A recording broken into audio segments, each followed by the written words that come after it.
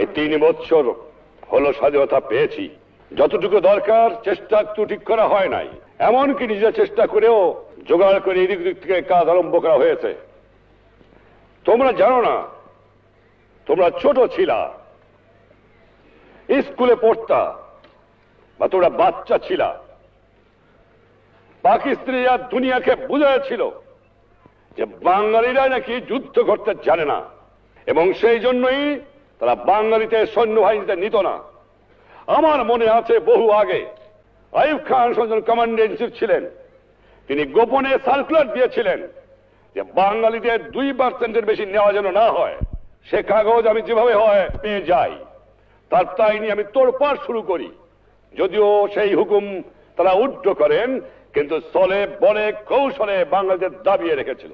বাঙালিরা সামরিক বাহিনীতে যোগদান করতে পারে না, বাঙালিরা কাপুরুষ, বাঙালিরা যুদ্ধ করতে জানে না।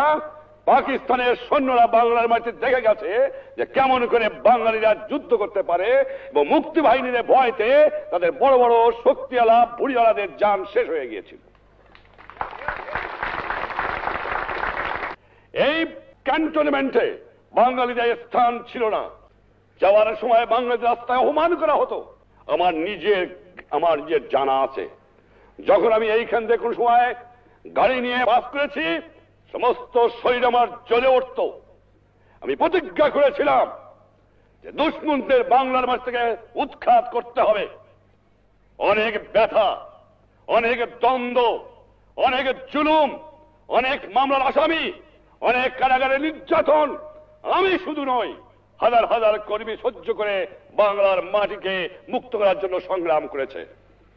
তোমাদের মনে রাখা দরকার, দেশ যখন আমার আছে, মাটি যখন আমার আছে, বাংলার সোনার মানুষ যখন আছে, যদি আমরা সোনার ছেলে পয়দা করতে পারি, ইনশাআল্লাহ আমার যে স্বপ্ন সোনার বাংলা তা একদিন হবে। আমি দেখে না যাওয়ার পারি, কিন্তু ইনশাআল্লাহ হবে।